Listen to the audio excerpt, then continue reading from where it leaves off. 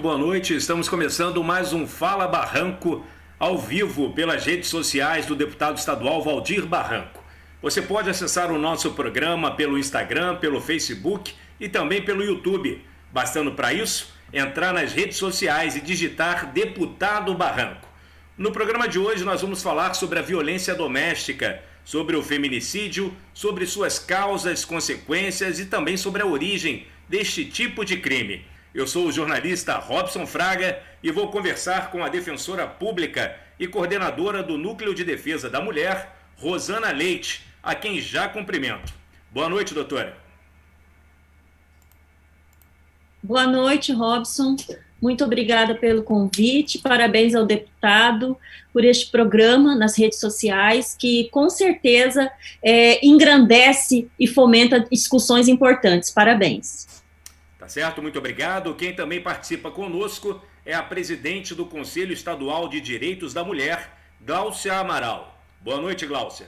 Eu agradeço a oportunidade, ao espaço, e acho importantíssimo que a gente possa fazer essas discussões aqui no estado do Mato Grosso por meio de parlamentares. Então, esse espaço é bastante importante.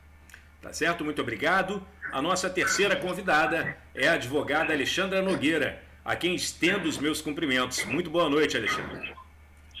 Boa noite, Robson. Boa noite, deputado Barranco. Minhas colegas advogadas, Gláucia e Rosana. Prazer debater com vocês e parabenizar o deputado pela iniciativa de trazer a público um tema tão relevante. Para abrir o nosso programa com suas considerações iniciais sobre esse tema, eu convido o deputado estadual Valdir Barranco. Boa noite, deputado. Boa noite, Robson. Boa noite a essas três mulheres que fazem a diferença no estado de Mato Grosso, advogadas, doutoras, que se dedicam, entre outras causas, também à luta da sociedade patriarcal, dessa sociedade que tanto agride, que tanto mata, que faz com que os números de feminicídio aumentem nesse nosso estado de Mato Grosso. Muito boa noite, bem-vindas a esse nosso programa que é semanal. Fala Barranco vai ao ar todas as segundas-feiras, a partir das 18 horas, com temas relevantes para dialogar com a sociedade mato-grossense. Muito boa noite, bem-vindas. Bom, para começar esse nosso bate-papo, é preciso fazer um levante histórico dos casos de violência contra a mulher aqui no estado de Mato Grosso. Numa pesquisa rápida pela internet é possível encontrar a seguinte informação.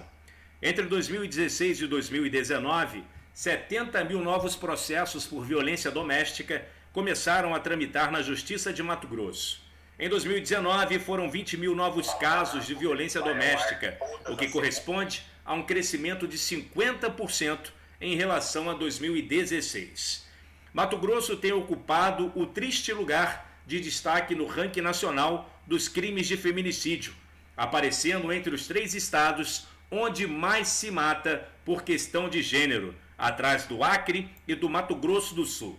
Em 2018, por exemplo, ocorreram 42 feminicídios. Em 2019, foram 39. E no primeiro trimestre de 2020, janeiro, fevereiro e março, já foram 17 mortes de mulheres em nosso estado. 10 mulheres foram mortas durante o período de isolamento social da pandemia provocada pela Covid-19. Porém, apenas 2 casos foram registrados como feminicídio. É preciso dizer que o crime de feminicídio está tipificado pela Lei 13.104 de 2015, que alterou o dispositivo do artigo 121 do Código Penal Brasileiro, inserindo a terminologia feminicídio como agravante às mortes de mulheres quando esta morte envolve violência doméstica e familiar, menosprezo ou discriminação à condição de mulher.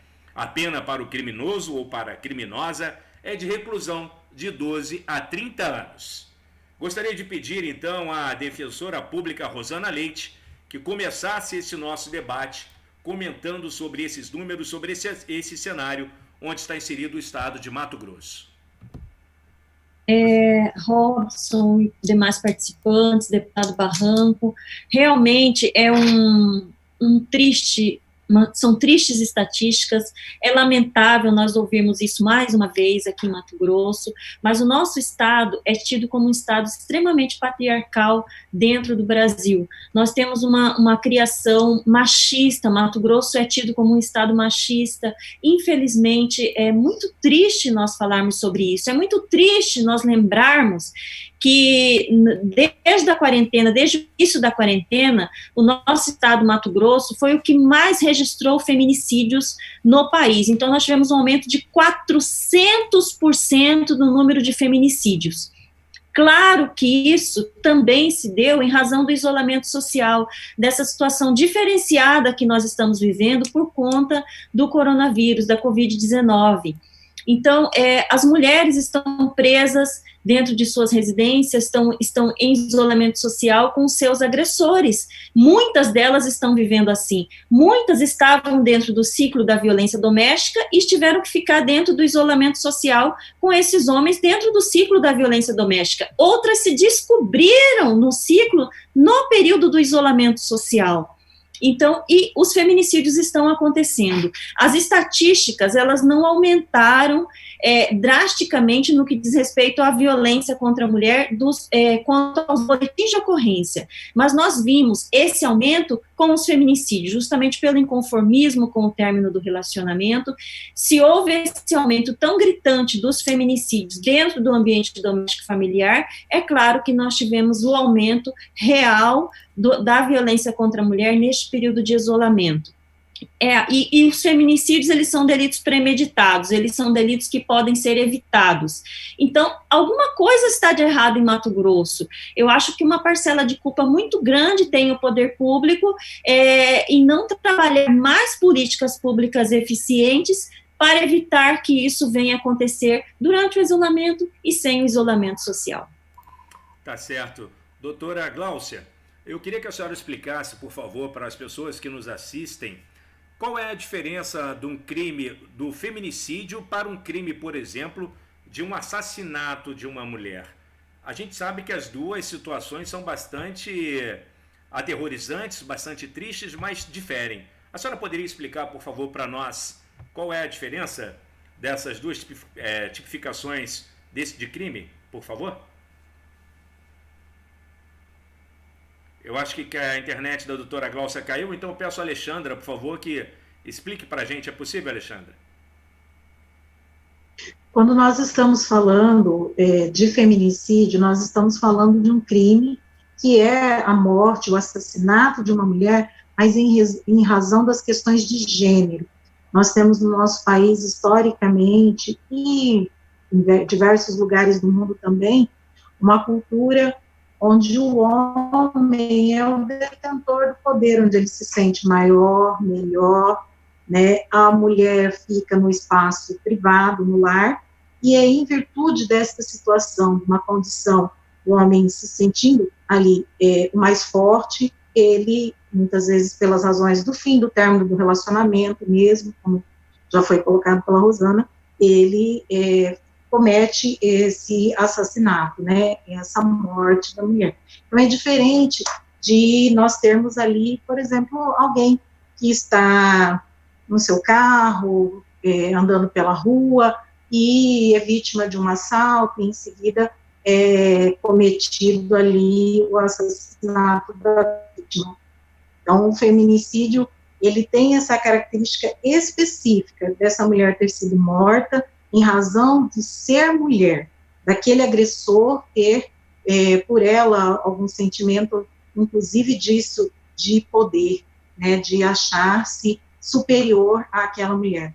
E isso nós vemos ao longo da história do nosso país, quando nós percebemos essa situação da mulher sempre nesse espaço do lar, e aí ela é vista por muitos, inclusive por aquele que é seu companheiro, como uma propriedade, como uma coisa, como algo a mais, um objeto que ele teria à sua disposição. Tá certo. Doutora Gláucia, eu acho que agora a sua conexão voltou. A senhora poderia nos falar também um pouco acerca desse assunto, dessa pergunta? A senhora ouviu a pergunta anteriormente? Ouvi. Complementando o que disse a Alessandra, que foi bastante precisa, realmente, em relação à diferença do feminicídio, acho que só para acrescentar que é de fato isso. Se vê a mulher, o homem se vê numa situação de superioridade em relação à mulher, a ver como uma propriedade, como um objeto. A ideia machista de que o homem é o centro e que ele é um cidadão com mais direitos, inclusive direitos em relação de dispor da vida daquela mulher. É uma relação que é diferente, a motivação, a intenção, as características do crime de feminicídio passam por essa ideia de matar a mulher por ela ser mulher. É muito diferente da relação que existe, por exemplo, como ela citou, num crime, num assalto, em que a vítima tanto poderia ser mulher quanto homem, né? Que o criminoso visava o bem. No caso do feminicida, ele, de fato, age por machismo, por esta visão de superioridade do homem em relação à mulher, ou que ela é sua propriedade, inclusive algumas frases, né, antigas, mas que ainda perpassam esse tipo de crime. Se não é minha, não será de ninguém. Por exemplo, no caso do fim de um relacionamento ou de uma traição, ou a expectativa de que ela cumpra as suas funções, as funções que ele acredita classicamente que são funções de mulheres, coisa que está bem acirrada nessa pandemia, porque aí nós temos os filhos em casa, e eles acreditam que filhos é responsabilidade dela, nós temos mais tarefas domésticas, e então existe uma exigência, esse olhar machista em relação à mulher. Tá certo, muito obrigado por sua participação. O monitor da violência mostra que no ano de 2019, o Brasil registrou 3.739 homicídios dolosos de mulheres, reduzindo em 14,1% em relação a 2018. No entanto, houve um aumento de 7,3% nos casos de feminicídio. Eu queria perguntar às nossas participantes o seguinte: quando a gente fala de feminicídio, muitas vezes, como vocês próprias disseram, esse crime é praticado pelo companheiro que vive ali junto, dentro de casa. Mas também há casos já relatados, segundo a própria Polícia Judiciária Civil, onde a mulher é morta não só pelo companheiro, mas até mesmo por filhos e outros parentes mais próximos desta convivência. Como explicar essa situação? Eu queria começar com a defensora pública, por favor, doutora Rosana.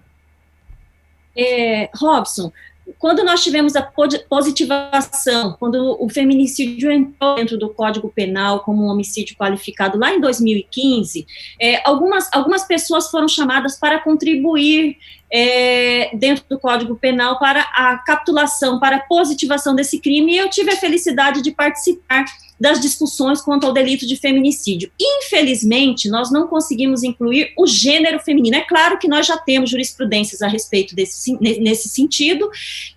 Em a morte da pessoa do gênero feminino, que se entende do gênero feminino, e nós estamos falando da comunidade LGBTQI+, também das trans, pode ser enquadrado também como um feminicídio. Mas uma coisa muito importante que nós discutimos lá na época, onde a Secretaria de Política para as Mulheres estava bem forte, não há motivo para se matar mulheres. Mas naquela época teve uma pesquisa onde a Secretaria de Política para as Mulheres conversou com alguns homens que tiraram a vida de suas mulheres, que assassinaram as suas mulheres, e lhes foi perguntado: qual o motivo? Por que você cometeu isso contra a sua mulher? Em primeiro lugar, está o inconformismo com o término do relacionamento. Em segundo lugar, quebra da virilidade masculina, quer dizer, se a mulher traiu, ela tem que ser morta. Em terceiro lugar, quebra da expectativa do ser mulher. Quebra da expectativa do ser mulher é chegar em casa, a janta não está pronta, o filho ou a filha não está bem vestido, não está bem trajada. E nós discutimos naquela época também que os delitos de feminicídio, eles devem ser investigados de forma diferenciada. No Código Penal, nós sabemos, nós que lidamos com o direito, descobrindo autoria e materialidade, está tudo tranquilo, quer dizer, o inquérito foi solucionado, mas quando nós falamos de feminicídio, esse inquérito deve ser um pouquinho mais aprofundado, por isso a necessidade de capacitação. Nós precisamos saber como vive essa mulher, como vivia aquela mulher que houve um motivo ou que houve um feminicídio contra ela, para nós trabalharmos a prevenção. Porque eu arrisco dizer aqui que 90% dos assassinatos de mulheres são feminicídios. As mulheres morrem por causas diferentes dos homens. Os homens morrem, são assassinados por outros motivos. Mas os assassinatos de mulheres, ao meu sentir, 90% são feminicídios. Elas ainda morrem pela condição do gênero feminino. O medo de denunciar esses parceiros ainda me parece ser bastante grande aqui no estado de Mato Grosso, e também uma outra questão que sempre vem à tona quando se discute a questão do feminicídio ou da violência doméstica ou da violência contra a mulher, é a questão da delegacia da mulher. Muitas com um efetivo pequeno, não funcionam durante toda a noite, há dias, como por exemplo sábado e domingo de madrugada, onde estatisticamente se mostra que esses casos mais ocorrem e essas delegacias estão fechadas. Comente, por favor, para a gente, doutora Gláucia, a senhora que faz parte do conselho que trata dos direitos da mulher, essas questões. Como as mulheres têm procurado o conselho, o que elas têm dito em relação a isso, por favor?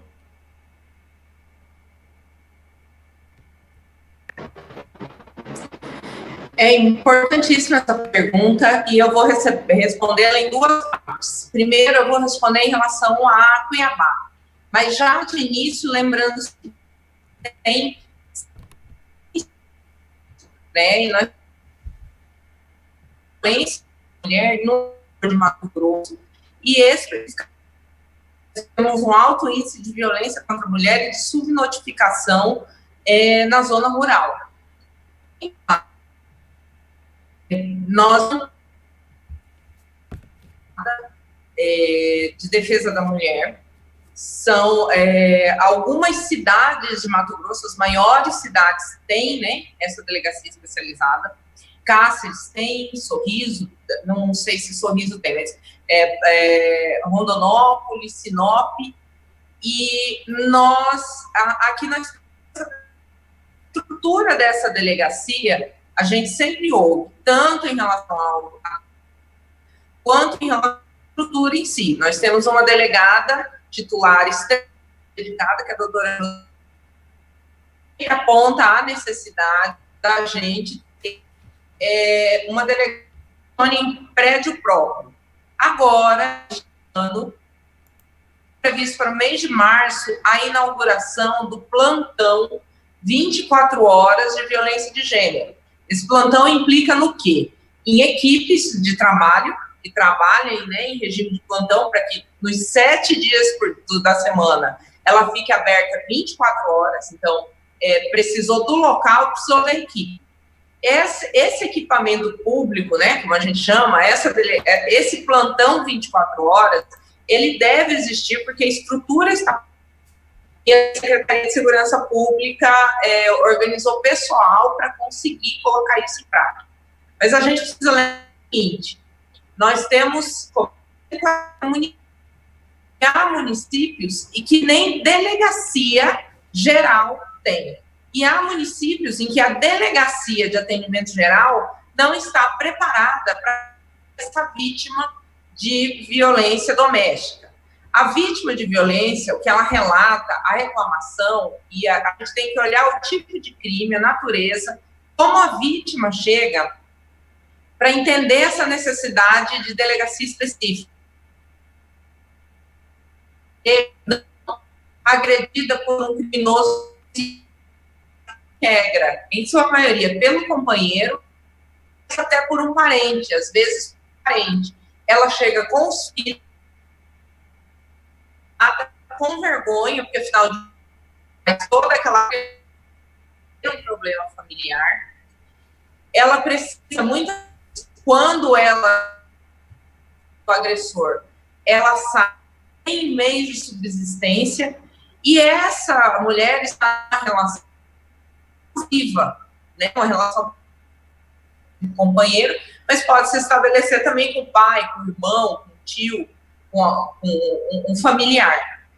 E ela é lógica, porque as vítimas costumam... No Brasil até se dizia o seguinte: mulher gosta de apanhar, mulher não gosta de apanhar. A mulher não tem uma estrutura de apoio para se livrar daquela situação. Precisam. Por quê? O exame de corpo de delito precisa ser facilitado, porque é um tipo de agressor, de criminoso, que diante do boletim de ocorrência feito, ele pode intensificar a agressão. Então, nesse sentido, a gente realmente entende que é necessário, sim, as delegacias especializadas, se não for possível, núcleos especializados dentro das delegacias, a delegacia 24 horas, por conta do horário em que os crimes acontecem. Tá certo, muito obrigado, doutora Gláucia. Deputado Barranco, dentro disso que a doutora Gláucia acabou de nos dizer, que há alguns municípios que têm, sim, a delegacia, mas nós temos 141 municípios no estado de Mato Grosso, e em todos eles existem mulheres que, porventura, possam estar sofrendo de violência. Como o senhor, enquanto deputado, enquanto parlamentar, pode trabalhar junto à Assembleia Legislativa para tentar minorar essa situação, tentar levar mais delegacias aos municípios que ainda não têm, melhorar o efetivo policial? Como tem sido a atividade parlamentar nesse sentido? A atuação do governo do estado, e não é desse governo, né, dos governantes como um todo, em sua maioria, demonstra claramente a sociedade machista, que historicamente se é dada a relevância que mereceria esse tema da delegacia da mulher. Já tivemos casos, inclusive, que a delegacia da mulher era dirigida por delegado homem, e que os agentes que atendiam os casos, espero que ainda não tenhamos mais isso, os agentes também eram homens. Então, a mulher, além de ser agredida, e eu me lembro de relatos, porque desde o meu mandato anterior, eu vinha cobrando já do ex-governador Pedro Táxi, tenho cobrado agora no governo de Mauro Mendes, eu me lembro de casos, inclusive, da mulher ter sido agredida fisicamente pelo companheiro, e ao chegar para fazer o boletim de ocorrência na delegacia, em que o delegado titular era homem e os agentes que atendiam também eram homem, eles colocavam em xeque essa agressão e começavam a falar de motivos que possivelmente o esposo, o companheiro, tinha para tê-la agredido, ou seja, dizer que se ele fez isso não é por qualquer motivo, deve ter tido um motivo. Então, a mulher, além de ser violentada na sua própria casa, de ser agredida fisicamente, de ser humilhada, e para se chegar a isso, a decisão dela de procurar ajuda, ela já deve ter passado por isso outras vezes, até tomar essa iniciativa em função da sociedade machista que nós vivemos. A mulher se sente envergonhada, se sente ameaçada, porque o próprio companheiro a ameaça, dizendo que se ela o denunciar, que ele a matará. Então, ela, além de passar por tudo isso, ao chegar na delegacia, ela ainda passa por mais constrangimentos e é colocada em xeque essa sua narrativa.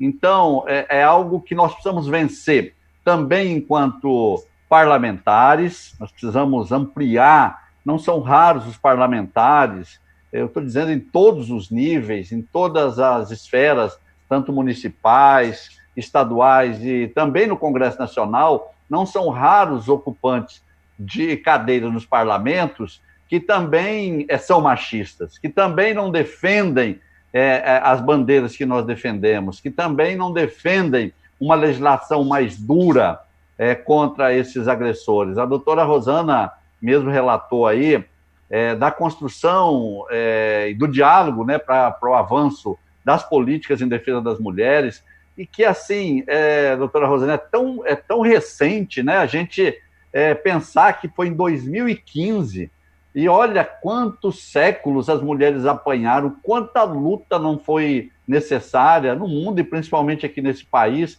e nós só conseguimos chegar a isso quando nós tivemos governo federal que se comprometeu com essa causa também, que deu espaço, que fortaleceu a Secretaria das Mulheres para que essas discussões pudessem acontecer. E agora nós vivemos um momento que é exatamente o contrário nos governos e nas políticas, nos ocupantes de cadeiras também nos parlamentos. E na sociedade civil, a boa parte da população, fortalecido por esse discurso, por parte dos governantes, das lideranças, também passaram a praticar e a enaltecer a violência contra as mulheres e diminuir a mulher. Então, eu acho que no bate-papo nosso hoje aqui, nós vamos falar muito sobre isso, mas eu quero destacar que ainda falta o compromisso dos governantes, porque é inadmissível que a mulher sofra agressão e não tem, as mulheres que são a maioria da nossa população, que são nossas mães, né, e não tem a quem recorrer numa hora dessa, e quando tem, ainda há uma desqualificação, uma falta de compreensão dessa nova sociedade em que nós vivemos. Sem contar, e nós vamos falar daqui a pouco, das tarefas múltiplas que as mulheres têm, que para mim também já é uma agressão. Nós vivemos em tempos em que os homens devem partilhar essas tarefas também em casa, e como nós tratarmos isso para romper com essa cultura que acha que a mulher, que o trabalho de casa é da mulher, que o homem não pode fazer nenhuma atividade de casa, que ele vai sucumbir ao seu machismo, se ele assim o fizer. Então, vamos tratar disso, mas, Robson, eu queria salientar isso, a falta de compromisso demonstrado nas ações dos nossos governantes e os tempos tão difíceis que todos nós temos vivido, principalmente as mulheres e a comunidade LGBTI também. Tá certo, deputado. Eu queria falar um pouquinho sobre a questão da Lei Maria da Penha. Lembrar a todos que a Lei Maria da Penha foi sancionada no dia 7 de agosto de 2006, ainda durante o governo do ex-presidente Luiz Inácio Lula da Silva, o Lula, e que entrou em vigor no dia 22 de setembro de 2006. Ela estabelece medidas de assistência e de proteção às mulheres em situação de violência doméstica e familiar, para coibir e prevenir a violência doméstica e familiar contra a mulher, considerando como tal qualquer ação ou omissão baseada no gênero que lhe cause morte, lesão, sofrimento físico, sexual ou psicológico, dano moral ou patrimonial. Ainda assim, tantos anos depois da implementação da Lei Maria da Penha, os casos de violência contra a mulher não diminuíram e continuam existindo em todo o Brasil, em especial, como disse lá no início, no Acre, no Mato Grosso do Sul e aqui no estado de Mato Grosso. Pior que isso, deputado, é saber ainda que as mulheres negras continuam sendo as principais vítimas, como disse a doutora Alexandra no nosso bate-papo inicial. Não é isso, doutora Alexandra? Robson, a realidade, ela é demonstrada por dados comprovadamente, que as mulheres negras são as principais vítimas de violência doméstica.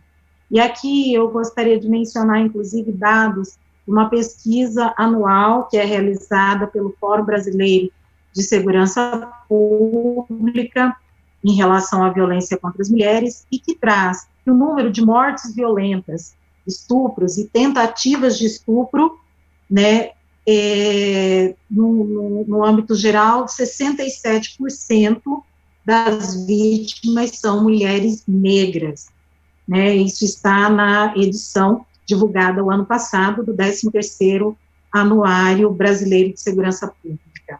Então, nós temos aí uma comprovação de que há, sim, uma desigualdade, inclusive, nessa questão, um percentual de vítimas consideráveis que são mulheres negras, dadas, claro, a sua realidade, a sua condição histórica, né?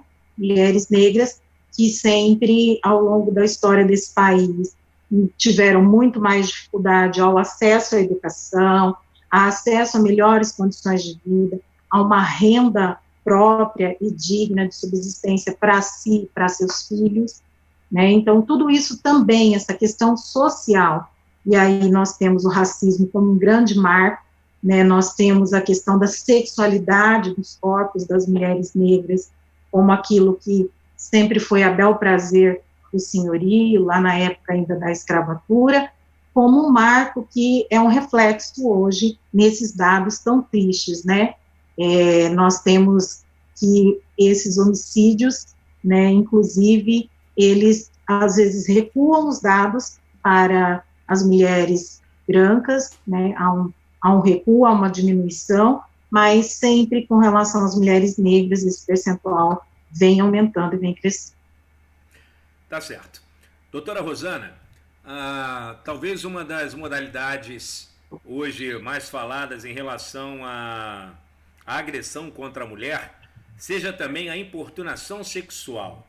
Inclusive, há pouco tempo, um jornalista aqui de Mato Grosso foi preso por conta de praticar a importunação sexual a várias de suas colegas jornalistas. São pessoas que ficam mandando mensagens impróprias, ficam usando palavras de baixo calão com as mulheres nas ruas, enfim, achando-se no direito de, a qualquer hora ou a qualquer momento, falar o que pensa e agir como acha que deva agir contra as mulheres. Eu queria que a senhora falasse um pouco sobre essa questão da importunação, mas também que nos explicasse um pouquinho das atribuições do Núcleo de Defesa da Mulher, da Defensoria Pública aqui do estado de Mato Grosso. Sim, Robson, eu vou começar pelo Núcleo de Defesa da Mulher da Defensoria Pública, conhecido como NUDEM. É um núcleo que tem no Brasil inteiro, cada defensoria estadual tem o seu NUDEM, onde nós atuamos não só na violência doméstica e familiar, mas a qualquer jeito que as mulheres venham a sofrer. Então, é um núcleo muito bem recebido pela sociedade, ele acabou espalhando pelo Brasil inteiro a partir da Lei Maria da Penha, apesar de nós termos NUDEM, por exemplo, NUDEM do Rio de Janeiro, que tem 32 anos, mas o Brasil inteiro hoje tem essa defesa da mulher pelas defensorias públicas, e nós tivemos uma ampliação da defesa da mulher no que se trata de defensoria pública dentro da Lei Maria da Penha, por isso a necessidade desses núcleos. Mas nós atuamos em toda e qualquer violência dentro e fora de casa. Mas a importunação sexual, ela foi provada no Brasil em 2018, 5 de setembro de 2018, e era uma lacuna existente dentro da lei. Nós tínhamos situações que não tínhamos como dentro da lei, e muitas situações ficavam sem ser penalizadas, muitos homens acabavam sendo absolvidos. Eu digo homens porque a maioria dos homens é que praticam a importunação sexual. A violência, os delitos sexuais, em sua maioria, são praticados pelo gênero masculino contra o gênero feminino, infelizmente. Mas nós tínhamos situações fora de casa, de aglomerações, dentro de coletivos de ônibus, de shows, de locais onde tem várias pessoas, onde as mulheres eram encoxadas, as mulheres tinham os seus corpos com passadelas de mão de outras pessoas, sem a sua vontade, sem que aquilo acontecesse por sua vontade, sem que o seu desejo acontecesse. E aconteciam, esses crimes aconteciam, e a importunação sexual acabou adentrando no Brasil para suprir essa lacuna. Lá em 2017, nós tivemos situações horríveis com o ejaculador do metrô de São Paulo, que foi algo que ficou conhecido nacionalmente, onde um homem entrava dentro do metrô de São Paulo e ejaculava nas mulheres, até que uma delas, de fato, fez um escândalo quando foi receber uma dessas ejaculações no seu pescoço. Então, através dessa mulher, que ficou conhecida nacionalmente, este homem ele foi preso imediatamente, mas o juiz da causa, na época, não reconheceu um crime de estupro, ele reconheceu apenas importunação ofensiva ao pudor, que é uma contravenção penal. Então, este rapaz foi solto imediatamente, criando aquele clamor na sociedade, mostrando que nos faltava uma lei que abarcasse situações como essa que as mulheres vêm passando. E isso acontece muito nos coletivos de ônibus, é normal, tem sido normal, infelizmente, acontecer aqui em Mato Grosso. A Defensoria tem trabalhado muito para enfrentar esse delito tão grave que é a importunação sexual. E ele acontece muito, viu, Robson, deputado Barrão? Precisamos muito que o poder público se atenha a essas situações, porque acaba ferindo o direito de ir e vir da mulher. A mulher acaba tendo esse seu direito muito mais negado, ela fica com medo. E até doenças psicossomáticas acabam surgindo nas mulheres, porque elas pensam assim, será que a culpa é minha de eu ter sido importunada hoje? Fui importunada ontem também. Então, o que está acontecendo? Quando, na verdade, nós temos que culpar os verdadeiros culpados, saber, na verdade, quem são as vítimas e quem são os culpados. Isso é muito importante quando se fala de violência contra a mulher, para nós entendermos todo esse contexto que as mulheres passam, que as mulheres sofrem. Tá certo, muito obrigado, doutora Gláucia. Lá no Conselho de Defesa dos Direitos das Mulheres, esse tipo de reclamação também acontece diariamente? Comenta um pouquinho para a gente sobre as atribuições do Conselho e sobre as principais demandas que chegam até vocês.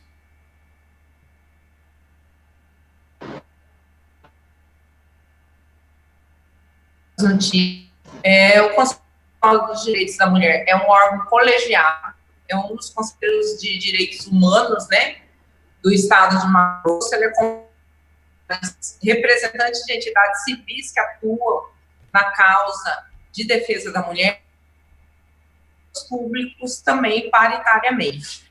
A função é sugerir, fiscalizar as ações dos órgãos públicos, congregar e também privada, sempre manifestado em relação a alguns atos, algumas coisas que acontecem na nossa sociedade, no sentido de emitir ou de tomar providências, e também que desejam verificar as ações em relação à violência e em relação aos direitos das mulheres em geral, direito à saúde, a qualificação profissional, enfim, a garantia de cidadania efetiva. E, de fato, o direito à vida. A mulher tem esta condição, infelizmente, em sua maioria, não está segura em seu próprio lar.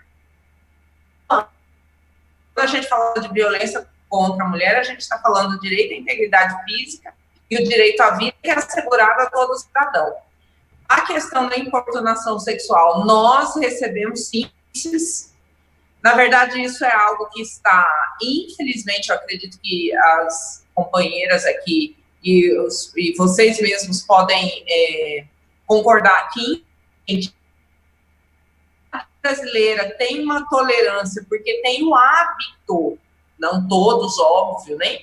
O hábito naturalizado da importunação sexual, natural da importunação de uma mulher numa festa, numa bar, naturalizada essa. Às vezes, até do que a gente chama da deep web, né, da internet mais pesada, mais profunda, essa ideia de ônibus e etc. Então, é um dos crimes com maior incidência. Há pesquisas, houve uma pesquisa, mais de 70% das mulheres brasileiras já de assédio. E aí, essa pesquisa está errada. Eu diria que está mesmo. 100% de pessoas já podem ter sofrido assédio. Porque a gente aqui, por exemplo, não considera assédio, a maioria não considera assédio, uma importunação que ocorra, por exemplo, você estando no trânsito e um carro passa e segue a pessoa pela rua.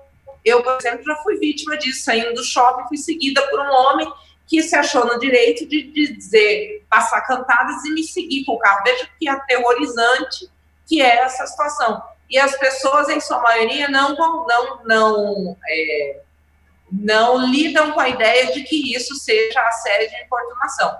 essa lei é extremamente importante, isso acontece em ambiente de trabalho, acontece na rua, acontece em todos os locais, e o Conselho também trata disso. Inclusive, especialmente em escolas, a gente fala sobre essa circunstância. Tá certo, muito obrigado, doutora. Doutora Alexandra,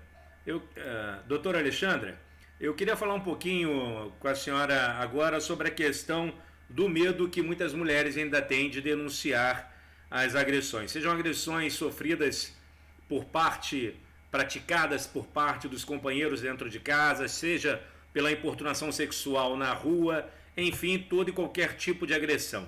Eu me recordo de uma vez que, como repórter ainda de uma TV aqui no Mato Grosso, eu fui fazer uma matéria na Delegacia da Mulher aqui, quando foi inaugurada em Várzea Grande, se não me engano, e naquela ocasião uma mulher havia denunciado o agressor, estava lá para dar o depoimento quando esse homem chegou preso pela polícia. Quando esse sujeito passou pela mulher que o estava denunciando, essa mulher ela entrou em pânico e ficou com medo e, infelizmente, acabou tirando a queixa sobre o que ele havia praticado contra ela, acho que por medo de depois que ele fosse solto, ele voltar e praticar algum outro tipo de violência contra ela. Essa situação, me parece, e ouço outros colegas falar, que ainda acontece muito. A que se deve isso? Por que as mulheres ainda têm tanto medo de denunciar? Está faltando, de fato, punição aos agressores? Essas medidas que são tomadas de restrição de contato, de manter os homens afastados ou não, elas não têm funcionado? Comenta, por favor, esse tipo de situação para a gente. Penso que nós poderíamos aí colocar 3 situações. Primeiro, é preciso compreender que a violência contra a mulher, na questão física e no seu ápice, que é o tirar a vida com o feminicídio, elas são etapas depois psicológica, uma violência que não é tão mostrada a essa mulher e que faz com que haja um ciclo dentro desse relacionamento, no qual, muitas vezes, a fase da lua de mel, do depois, perdão, vai ficar tudo bem, nós temos filhos e famílias, nós vamos conseguir se reerguer, a culpa foi do álcool, são situações que fazem com que perdure esse relacionamento numa situação de violência, ainda que a mulher não queira. Então, é preciso a gente compreender um pouco essa situação intrafamiliar, que é muito forte, para que as mulheres não se socorram já no primeiro momento para uma denúncia, e aí, né, aquele sentimento de que eu desfiz a minha família, de que eu coloquei na cadeia o pai dos meus filhos, situações como essa. Então, quando ela consegue aí sair, romper esse ciclo, né, com todas essas fases, que inclusive a gente chama uma delas de lua de mel, que é essa volta, tudo fica bom de novo, tudo fica bem, quando ela rompe esse ciclo, ela precisa aí ter a sua autoestima recuperada, e isso muitas vezes é o mais difícil, né, essa mulher, ela se sente a última, né, aquela velha história, sem mim você não é nada, e muitas mulheres acreditam nisso. Então, há filhos envolvidos, há ameaças, como você mesmo mencionou, e algo que também é um fator que a gente tem que considerar, que é a dependência econômica. Muitas mulheres dependem economicamente desses seus parceiros, né, e inclusive para alimentar seus filhos.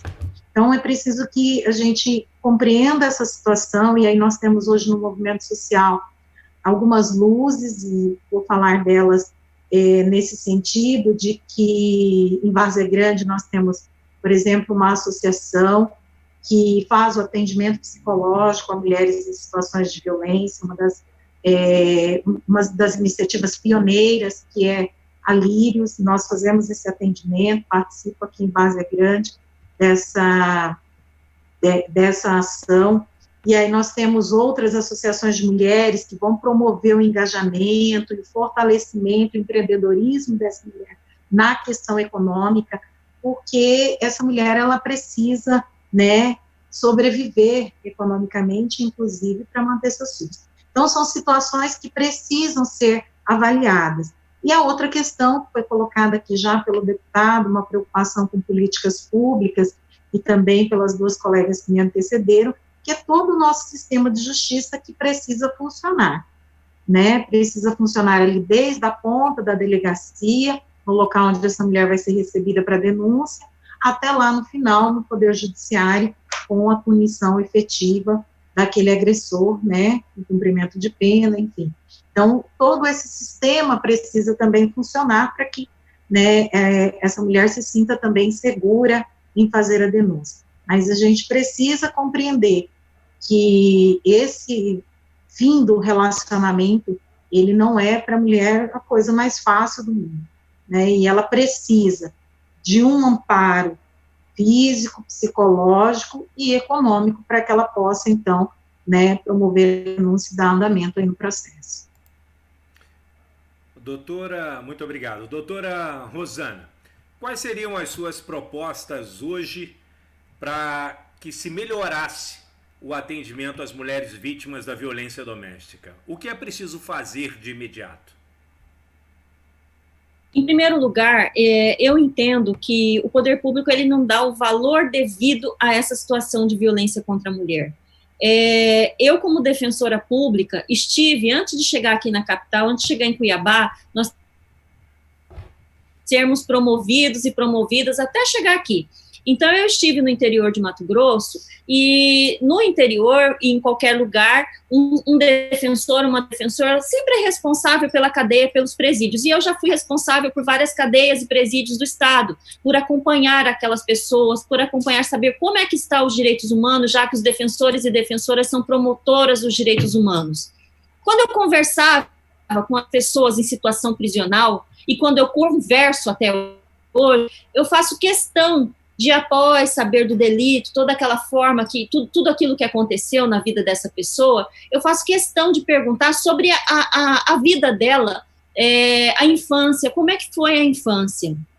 E a maioria, deputado Barranco, a maioria das pessoas em situação prisional viram violência doméstica, conviveram com a violência doméstica, ou foram vítimas da pior violência doméstica, a meu sentir, que é a violência sexual.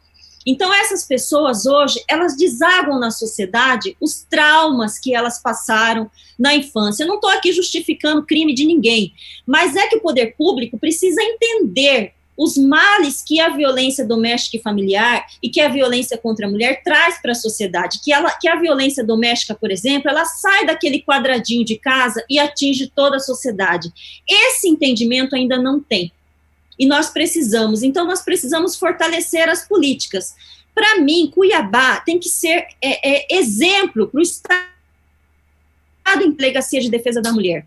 E nós não somos. E não é por conta dos delegados e delegadas que estão ali, não, eles são pessoas comprometidas. Acontece que nós precisamos de aumentar o efetivo. Robson, nós temos homens, sim, agentes prisioneiros, nós temos escrivãos homens, nós temos pessoas ali dentro, agentes que são homens dentro da delegacia da mulher, sim, e não é por culpa da delegada, não é por culpa dela. Ela apenas está recebendo o efetivo que o Estado passa a ela. Então, nós precisamos de um maior cuidado com essa mulher. As delegacias são as portas de entrada. E aqui em Cuiabá, nós não temos esse atendimento 24 horas. Nós temos que começar por aí. As casas-abrigos, precisamos no Estado inteiro. Não temos as casas-abrigo no Estado inteiro. Essa casa que recebe essa mulher pós a situação doméstica e familiar. As casas-abrigos, elas têm que funcionar de acordo com a diretriz nacional de abrigamento. Uma mulher que entra dentro de uma casa-abrigo, ela não pode sair como ela entrou, ou pior do que ela entrou. Ela tem que sair melhor, ela tem que sair, no mínimo, capacitada dessas casas-abrigos. Então, nós temos muito a fazer por Mato Grosso. O sistema de justiça de Mato Grosso, no que diz respeito à Lei Maria da Penha, é o mais eficiente do país. Nós cumprimos a Lei Maria da Penha na integralidade, mas nós precisamos que o Poder Executivo também respeite os direitos das mulheres e atue conforme a necessidade, começando pelas delegacias de defesa da mulher, começando pela de Cuiabá. que a de Cuiabá tem que ser exemplo para o estado inteiro. E pensando depois nas casas-abrigos, no pós-violência, precisamos de um CRAS aqui em Cuiabá para atender apenas as mulheres vítimas de violência, seus filhos e filhas, para que elas consigam realmente sair do ciclo. Porque sair do ciclo e depois voltar para este ciclo é muito fácil, é o que vem acontecendo. E elas morrem dentro do ciclo. Nós precisamos quebrar este ciclo. Nós só quebramos o ciclo ajudando a mulher, a amparando integralmente. Tá certo, deputado Barranco, seu comentário em cima do que disse a nossa defensora pública. É algo assim, de poder participar desse programa com a participação dessas 3 mulheres que trazem, para além do conhecimento técnico, também muita vivência e traz dados que, para nós que atuamos no parlamento, são relevantes. Saber que o Mato Grosso tem, aqui em Cuiabá, ainda não tem uma atuação no trato com os direitos das mulheres e não tem uma delegacia especializada à altura do que deveria ter, é algo que é incompreensível, que nós, enquanto mandatários do poder, nós temos a obrigação de lutar para que isso se concretize. Cuiabá tem que ser a referência, não é menosprezando os demais municípios, nós temos que dar o exemplo a partir da capital, dos nossos municípios maiores, dos polos onde estão concentrados todas assim como na Covid-19 agora, nós temos uma incidência maior nas grandes cidades, também falando dos direitos da criança e do adolescente, dos direitos das mulheres, da violência contra a mulher, do feminicídio. Obviamente, por ser a capital mais populosa, os números são maiores e não dá para compreender essa invisibilidade, porque é um tema tão relevante, é um tema que ele não foge aos nossos olhos, que ele está aí presente todos os dias, ou no noticiário, ou nos meios em que nós convivemos, ou com alguém com quem a gente tem relação, e aí tratar como se isso não existisse é o que, na fala da doutora Rosana, eu percebi que por parte dos executivos, né, como um todo, mas obviamente principalmente do executivo estadual aqui e do executivo federal, porque são os que têm maiores condições, inclusive de recursos para promover essas políticas públicas, é algo que é incompreensível, porque não dá para conceber que seja invisibilizado esse tema. Mas eu queria também falar um pouquinho, a doutora Alexandra falou sobre a questão da violência contra as mulheres negras, né?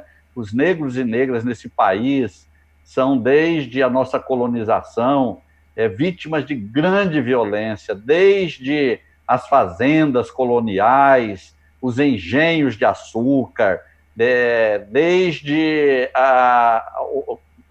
quando os senhores os tratavam e tratavam as escravas, as negras, como também as suas damas, quando eles precisavam, e inclusive quando elas engravidavam, não reconheciam esses filhos que eles tinham com elas, eram utilizadas como amas também para a criação dos seus filhos, né? Nós sabemos de tudo isso. O Brasil, que foi o último país da América Latina a promover a libertação dos escravos, e isso depois de muitas lutas, muitas guerras, de muitos negros e negras tombarem, lutando por esse reconhecimento, nós temos ainda hoje presente essa violência. A violência maior contra os negros e negras não há do que o desemprego, do que a violência no dia a dia, a violência da polícia, os salários que são mais baixos do que dos brancos. E aí eu quero chegar aqui na Covid-19. Nós hoje, no dia de hoje, tivemos mais 674 mortes no Brasil pela Covid-19. Tivemos mais 16.792 casos de Covid-19. Nós já estamos com 254.220 novos casos, sendo que nós ultrapassamos já a Grã-Bretanha, o Reino Unido, e já somos o terceiro em número de casos da Covid-19 no Brasil, perdendo apenas para a Rússia, que tem 290. Essa semana ainda, da forma como está, nós vamos ultrapassar a Rússia, e para os Estados Unidos, que tem 1,5 milhão de casos. Mas eu quero dizer isso para novamente chegar às mulheres negras. Na Covid, há um disparate, um desequilíbrio. Os negros são os que têm crescido mais. O caso de negros infectados pela Covid cresceu agora, do dia 10 de abril para o dia 18 de maio, de 32,8% para 54,8%. Os negros e negras infectados pela Covid-19. E olha só o contraditório. A internação dos negros diminuiu. Nós temos 51,40% dos leitos hospitalares da Covid ocupados por brancos e 46,7% ocupados por negros. Ou seja, os negros estão tendo o seu direito à internação hospitalar cerceado. É algo que também é silencioso, ninguém toca nesse assunto, ninguém fala isso. Mas entre internar um branco que está com a Covid e um negro, o sistema está optando pelo branco. E aí, nisso também, o maior percentual de mortes entre os negros e de infectados pertence às mulheres negras. Então, é mais um caso de violência contra as mulheres e, sobretudo, contra as mulheres negras, que já têm uma carga muito maior. As mulheres, de modo geral, mas as mulheres negras, nós temos uma dívida social. As mulheres negras, com os negros, homens também, mas com as mulheres negras mais ainda. Porque se os homens, pós a chamada libertação, né, que não aconteceu até hoje, nunca aconteceu, porque que liberdade é essa que você recebe sem direito a nada? Tem que fugir para os morros, encontrar um lugar para você dormir, para você sobreviver, sem direito a emprego, sem direito à terra, sem direito à casa, sem direito à saúde, sem direito à educação. Então é uma liberdade que nunca existiu, e quem mais sofreu e continua ainda sofrendo com isso são as mulheres negras. Tá certo, deputado, muito obrigado. Doutora Gláucia, como falar em políticas públicas, em abertura de delegacias, em aumento de efetivo, diante de um governo no estado de Mato Grosso que faz justamente o contrário? Fecha delegacias, fecha defensorias públicas, não está nem um pouco preocupado com essa questão de levar segurança às pessoas. Como a senhora avalia essa questão? Eu vou pegar um gancho aqui do que o deputado Barranco falou, que eu fiquei extremamente emocionada, antes de falar da sua questão, fiquei extremamente emocionada com esse dado em relação às internações, porque eu ontem li um estudo, né, estamos nos preparando para a reforma tributária, e eu ontem li um estudo que aponta quem são proporcionalmente os maiores contribuintes do país, ou seja, quem mais paga imposto no Brasil. Quem mais paga imposto no Brasil são as mulheres negras. E aí você tem a carga tributária é maior para elas, para as mulheres negras, e são as que menos recebem segurança pública e saúde, que é o mínimo. E uma outra informação em relação às mulheres negras, quando eu disse que o Conselho também atua em relação à questão dos direitos, né, à saúde. As mulheres negras também são vitimizadas no momento, pela violência obstétrica. Ainda existe, isso é uma outra coisa que não se comenta, ainda existe a visão escravocrata de que a pessoa negra sente menos dor. Então, há estudos que indicam que Durante o parto, as mulheres negras recebem menos anestesia, uma menor quantidade de anestesia, porque existe a crença de que elas sentem menos dor no parto, e elas sofrem mais violência obstétrica. Então, a gente está falando realmente de um país que ainda caminha nas costas de algumas pessoas e caminha essencialmente nas costas das mulheres negras, que sofrem, além de tudo, grande preconceito. Essa visão em relação, eu posso dizer, da minha visão em relação ao Estado, né? Eu sou procuradora do Estado, represento a Procuradoria do Estado na gestão e tenho experiência de fazer defesa, por exemplo, há alguns anos, a defesa do SUS, fazer a defesa do Estado em relação a processos judiciais e consultoria. Como eu vejo? Existe uma visão que é considerada moderna, existem limitações orçamentárias, mas existe uma visão hoje, no Brasil, eu diria, talvez isso não seja em outras partes do mundo, porque a gente gosta muito de dizer que a administração pública brasileira é grande, é gigante, ela não é. Nem em número de servidores e nem em serviços prestados. Se nós formos a países europeus, né, a gente tem uma estrutura de saúde, uma estrutura administrativa na França, muito maior que a nossa proporcionalmente. Eu particularmente, eu entendo como profissional que estuda administração pública, que a administração pública estruturada e com um serviço bem prestado, ela se torna menos pesada para o cidadão em geral. A administração pública eficiente, ela nunca vai ser cara. Nós precisamos modernizar determinados setores, eu acho que a gente pode falar em boletim de ocorrência online, nós podemos falar de medida protetiva online, que vai diretamente da delegacia para o Tribunal de Justiça via PJE, mas o atendimento humanizado justamente para a gente poder priorizar o atendimento humanizado em determinados setores. A ideia de eficiência, de modernização da máquina pública, ela é bem-vinda, ela é necessária. Nós precisamos trazer o Estado do Mato Grosso para o século XXI, né, em tecnologia. Mas isso exatamente para a gente poder priorizar recursos e garantir atendimento.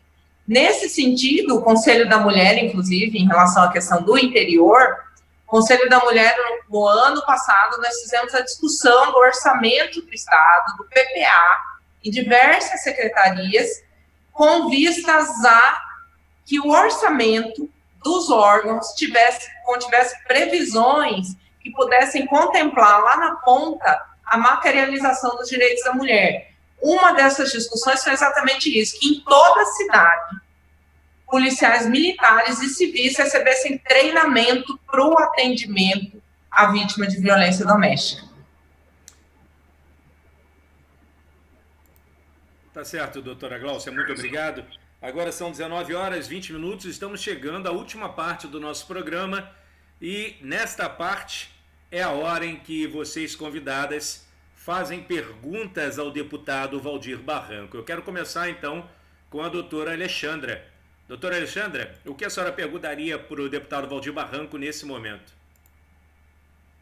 Deputado, eu sei que o senhor como parlamentar, né, tem ali uma função, uma atribuição essencial dentro do nosso Estado.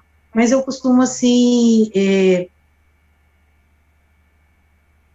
preciso uma mudança de cultura quando a gente fala aí da questão da violência contra a mulher, né, uma nova visão, e aí eu gostaria de chamá-lo e convocar, enquanto homem mesmo, para que pudesse vir fazer parte, né, do que a gente chama de movimento mundial, que é o Ricorchi, que é o movimento eles por elas, para que a gente tenha homens solidários e participantes conosco. Então, eu trago esse convite, é um momento, assim, da gente debater o papel e a função de homens e mulheres, né, na construção de uma nova sociedade igualitária.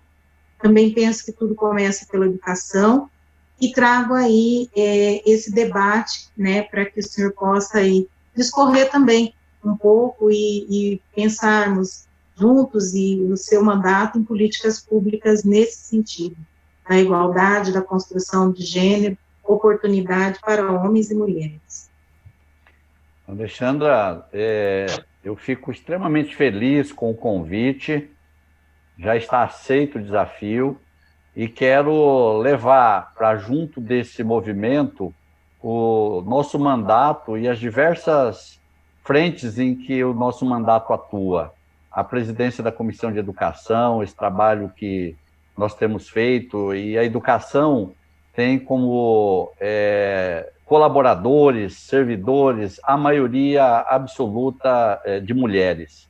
Também agora estou presidindo a comissão especial que está estudando a volta às aulas, o comportamento da Covid, para definir o melhor momento para voltar às aulas, né? Uma comissão plural, com participação de várias instituições, e que também nós, nessa comissão, temos contado com uma participação paritária ou até maior de representantes mulheres da Secretaria de Saúde, da Secretaria de Educação, do Tribunal de Contas do Estado.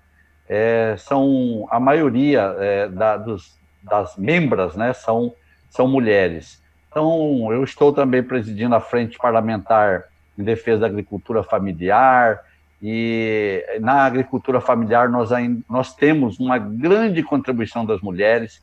É um tema que eu gosto muito. Os últimos 10 anos da minha vida foram muito dedicados à questão agrária, e no campo também.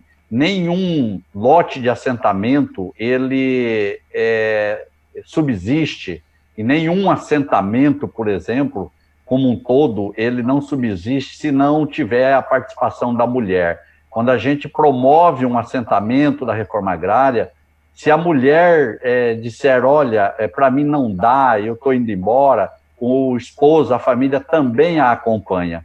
Então, em todos os mais de 600 assentamentos que nós temos no estado de Mato Grosso, eles só existem graças às mulheres, e elas são muito também vilipendiadas nos seus direitos na agricultura familiar e no campo. Então, eu quero levar o nosso mandato, as assessorias que nós temos também comprometidas com essas causas, para abraçar esse convite que você me fez agora. Estou muito feliz por ele.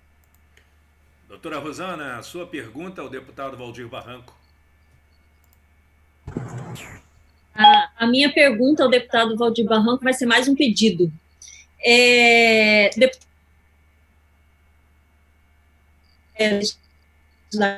A temática da mulher, que foi instalada pela deputada Janaína Riva, juntamente com o deputado Wilson Santos. E eu fui nomeada relatora, é uma honra, a doutora Gláucia faz parte também como membro dessa Câmara, e nós estamos analisando todas as leis do Estado no que diz respeito à mulher, propondo políticas públicas.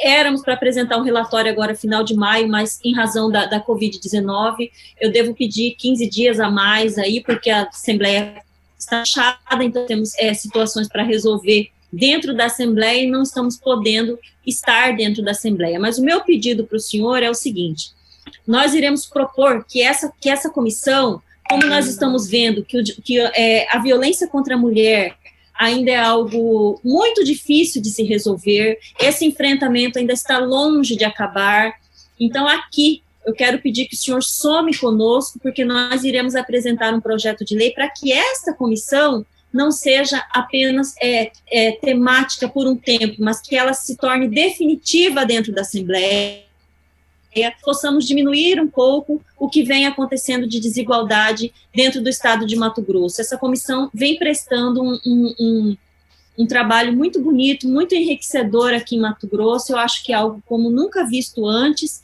Então, eu venho aqui pedir que o senhor some conosco para que esse pedido seja realmente, para que essa comissão, para que nós possamos elaborar uma lei que será apresentada dentro do relatório, que eu sou a relatora, onde nós iremos apresentar para que ela seja definitiva, até que nós possamos diminuir um pouco os índices de violência tão tristes de Mato Grosso.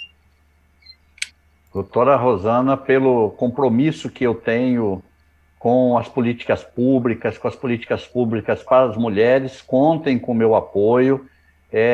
Infelizmente, a violência contra a mulher não é transitória, tem sido permanente e crescente, então é mais do que justo que nós tenhamos uma comissão que também não seja transitória, mas sim permanente, para continuar discutindo, fortalecendo, apontando caminhos, produzindo matérias para ser estudada e deliberada pelo conjunto dos deputados da Assembleia Legislativa, para trabalhar também junto ao Executivo, porque não basta ficar no âmbito do Legislativo, porque quem as fará funcionar realmente é o Executivo. Então, conte comigo, com o meu apoio, com a minha... Em que pese eu não esteja compondo a Câmara Setorial Temática, mas quero já me inteirar do calendário, do cronograma das reuniões, para que na próxima, que é a apresentação do relatório, né, nós possamos participar, e se não for presencial, que o façamos também de maneira remota.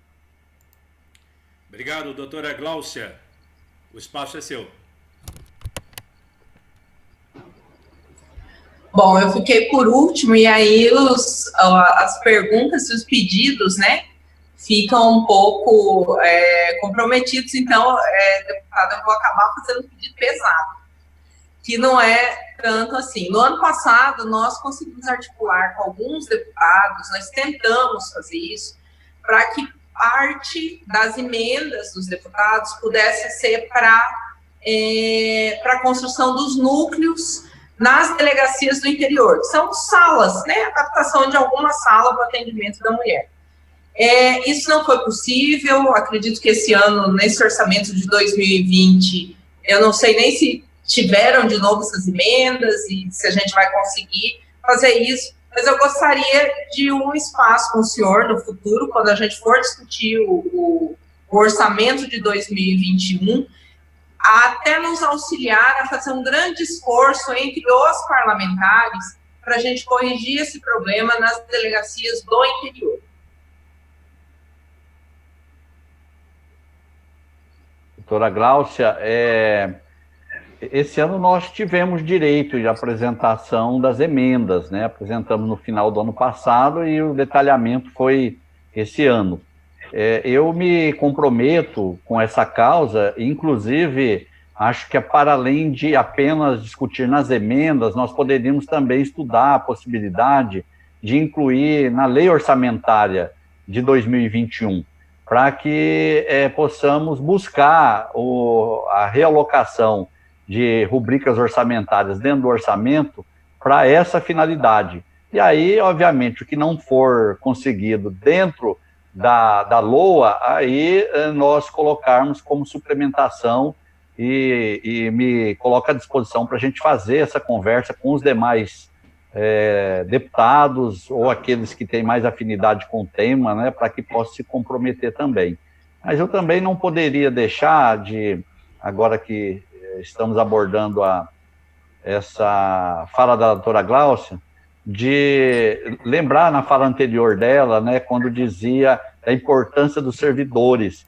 E isso é algo que nós precisamos desmistificar na cabeça dos brasileiros, porque as pessoas aprenderam com aqueles a quem interessa essa narrativa de que o Brasil é um país que tem muito funcionário público, quando na realidade, se nós compararmos com outros países, como ela bem disse aí, nós temos um número muito, mas muito ínfimo em relação aos outros países. E por mais que a tecnologia ela chegue, nunca vai ser possível descartarmos o ser humano, descartarmos o servidor enquanto pessoa humana também. Vai ser sempre necessário. E aí eu quero fazer um comparativo já que nós estamos falando, né, da agressão contra as mulheres, também do trabalho doméstico, porque lá no passado, as mulheres, elas não tinham nenhuma tecnologia dentro de casa,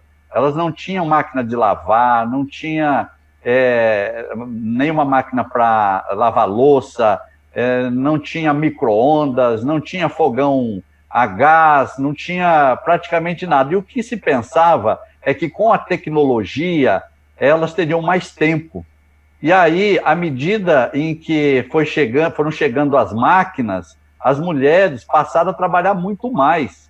Então, hoje, com toda a tecnologia que uma mulher possa ter dentro de casa, mas isso não dispensou ela não chega em casa, aperta um botão e vai para frente da televisão no sofá, ou vai dormir, ou vai ler um livro. Ela chega, infelizmente, eu estou dizendo ela, porque nós temos uma cultura machista, não é em todos os lugares, né? Aqui na nossa casa, a gente tem esse espírito de cooperação. Inclusive, no período da Covid, nós temos uma funcionária, nós dispensamos a funcionária até por conta do risco que se tem, e aí todo mundo tem que colaborar, mas na maioria absoluta dos lares não é assim. E as mulheres, ao chegarem em casa, depois que nos tempos modernos, a mulher trabalha fora, conquistou esse direito também, mas ela não chega em casa e está dispensada dos seus afazeres por conta da tecnologia. Então é a mesma coisa com os servidores públicos.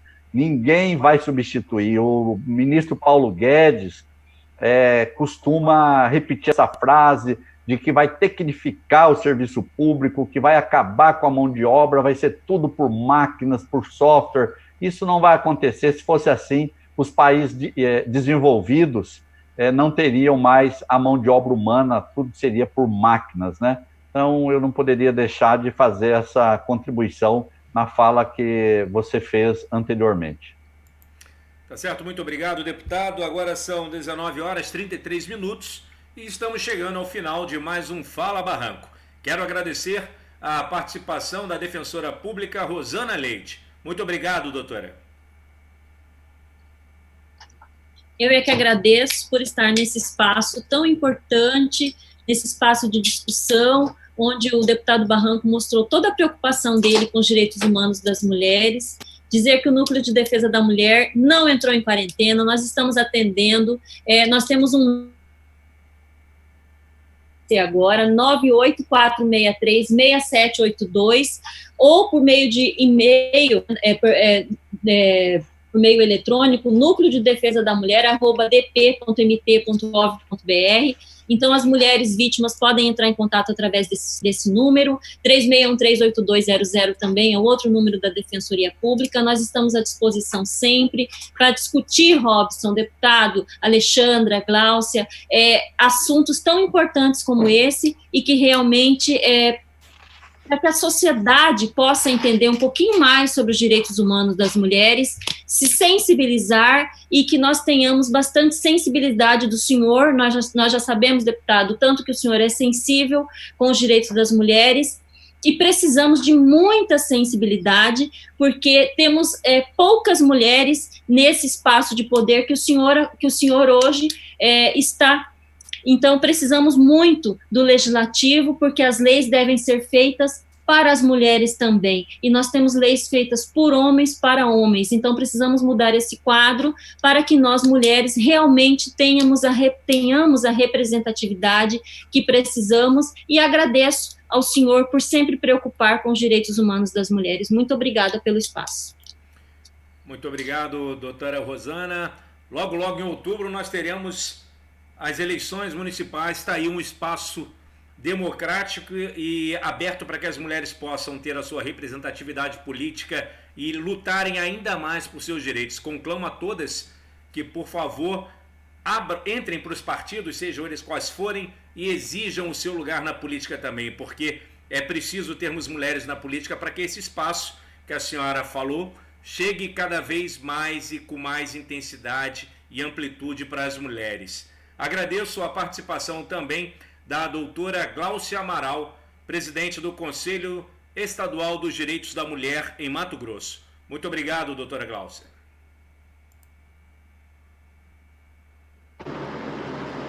Eu agradeço. Vou me despedir aqui com bom humor em relação ao que o deputado falou. Enquanto o senhor estava falando sobre a modernização dos equipamentos na casa, eu estava aqui pensando, melhor equipamento para limpeza de casa,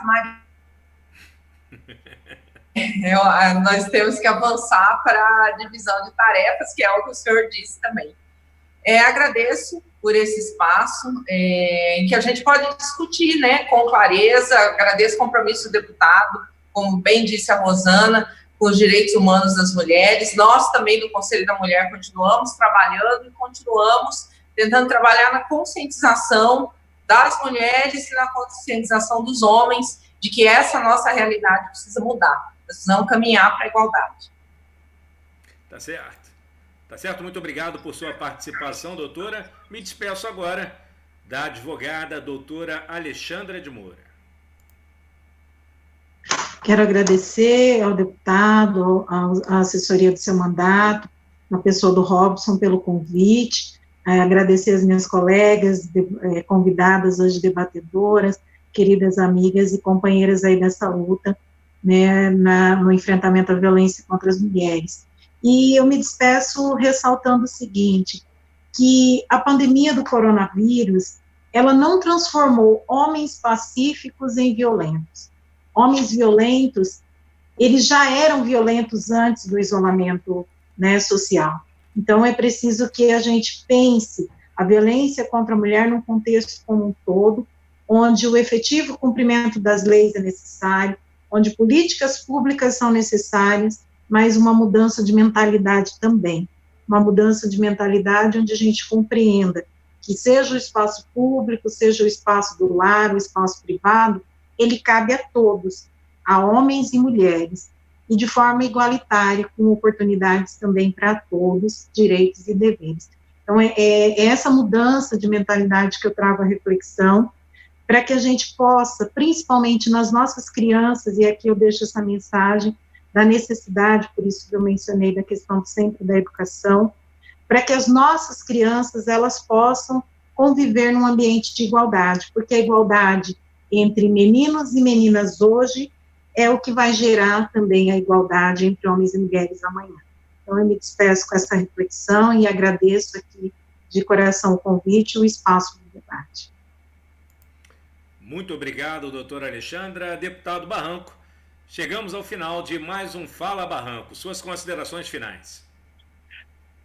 Eu quero agradecer de coração a essas 3 mulheres que desempenham funções tão importantes para o Estado de Mato Grosso. A doutora Rosana, que é a defensora pública do Estado de Mato Grosso, sempre empenhada na defesa dos direitos humanos e, sobretudo, nos direitos humanos das mulheres. A doutora Alexandra, advogada, que contribuiu tanto aqui para enriquecer esse nosso programa. A doutora Gláucia, que é da Procuradoria-Geral do Estado também, e que também trouxe temas relevantes aqui nesse programa nosso do Fala Barranco. A doutora Rosana há pouco lembrou que a Câmara Setorial, que discute a violência contra a mulher, está com dificuldade por conta do isolamento social, da própria Assembleia, e aí eu quero aqui falar para aqueles que estão nos acompanhando que realmente a Assembleia Legislativa, eu já vim alertando para isso já há algum tempo, né? As pessoas têm uma dificuldade de compreender o que é a Covid. Eu sou professor, sou biólogo também, a gente também tem uma certa facilidade em compreender a diferença entre um vírus e uma bactéria, né? Mas a Assembleia se tornou um grande vetor de contaminação. Eu tenho cobrado isso do presidente Botelho, nós temos que fazer um lockdown na Assembleia por uns 10 dias no mínimo. Acabo de ver aqui que tem mais 3 servidores contaminados. Então, lá, todos que estão indo lá, nesse momento, estão correndo um sério risco de contaminação, até porque tem um sistema de ar-condicionado que ele é central, e a gente sabe que o vírus, ele se propaga através da corrente do ar-condicionado, não é só pela presença física de alguém que está contaminado. Então, é um risco muito grande. Hoje, a gente, obrigatoriamente, tem coisas que não dá para fugir. Hoje eu estive lá para conduzir a presidência da comissão especial, mas é muito preocupante, e nós temos 24 deputados, e boa parte deles espalhados pelos diversos cantos desse estado, e os seus assessores também, então acabam levando a contaminação. Se a gente mantiver a Assembleia funcionando, nós vamos contribuir e muito para propagar o vírus, e nós estamos numa curva ascendente aqui no estado de Mato Grosso, ascendente. O deputado Lúdio está fazendo um trabalho toda semana na comissão, ele atualiza a curva, hoje ele atualizou, da semana passada para agora, a curva em relação à curva do Brasil, ela cresceu de maneira bastante preocupante. O Mato Grosso está se descolando, a curva nossa estava colada na curva nacional, está se descolando para cima, e isso não é bom. Às vezes parece que o número de casos é pouco, mas tende a se agravar, e por isso a Assembleia tem que fazer sua parte. Então, quero agradecer a presença de vocês, de coração mesmo, ter disponibilizado esse tempo para a gente fazer esse bate-papo tão importante para a sociedade. Agradecer você, parabenizá-lo, Robson, pela condução sempre brilhante aqui como âncora no nosso programa, e nos colocar mais uma vez à disposição. O deputado Valdir Barranco não tem um mandato, o mandato não é meu, o mandato é da sociedade mato-grossense. Então, foram essa sociedade, foram esses 22 mil votos que me recolocaram, me reconduziram ao mandato, e eu tenho obrigação, por primeiro, com a sociedade, e para isso não tem hora, não tem dia, não tem preguiça, a gente está sempre à disposição para trabalhar, por mais que seja pela tecnologia. E aí, mais uma vez, dizer que a tecnologia não dispensa o ser humano, tanto é que depois da Covid, com o aparelho remoto, nós estamos trabalhando muito mais do que antes. Forte abraço a todos e todas. Muito obrigado. Encerramos assim, então, mais um Fala Barranco, deixando o nosso compromisso marcado para a próxima segunda-feira. Eu quero agradecer a todos que nos acompanharam, pedir que comentem, compartilhem o nosso vídeo, que vai continuar disponível, tanto no Facebook, quanto no Instagram e também lá no YouTube. Basta acessar essas redes sociais e digitar Deputado Barranco para ter acesso a este programa e a todos os anteriores. Lembrar ainda que o nosso compromisso fica marcado para a próxima segunda-feira, às 18 horas, onde voltaremos a falar de política. Vamos conversar com os pré-candidatos a prefeitos pelo Partido dos Trabalhadores da região do Araguaia. Então eu espero você. Segunda-feira tem mais às 18 horas. Até lá!